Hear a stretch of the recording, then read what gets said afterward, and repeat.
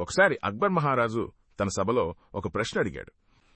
ఈ ప్రపంచంలో అత్యంత బలమైనది ఏమిటి అని.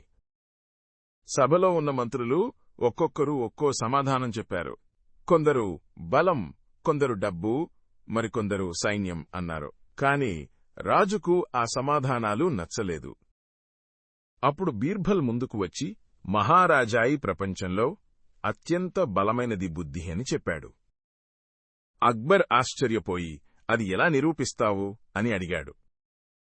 బీర్బల్ నవ్వుతూ, రేపటికి నేను మీకు చూపిస్తాను అని చెప్పాడు. మరుసటి రోజు బీర్బల్ ఒక చిన్న బాలుడిని రాజసభకు తీసుకువచ్చాడు. ఆ బాలుడికి ఒక చిన్న కర్ర ఇచ్చి, ఈ రాజును కుర్చీ నుంచి లేపు అని చెప్పాడు. బాలుడు ఆశ్చర్యపోయిన బీర్బల్ చెప్పినట్టు చేశాడు. అతడు అక్బర్ దగ్గరకు వెళ్లి, మహారాజా దయచేసి కాస్త లేచి నిలబడండి అని వినయంగా అడిగాడు. అక్బర్ నవ్వుతూ వెంటనే లేచాడు.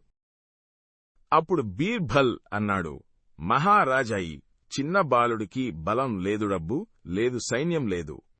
కాని తన బుద్ధితో వినయంతో మీలాంటి గొప్ప రాజును కూడా లేపగలిగాడు.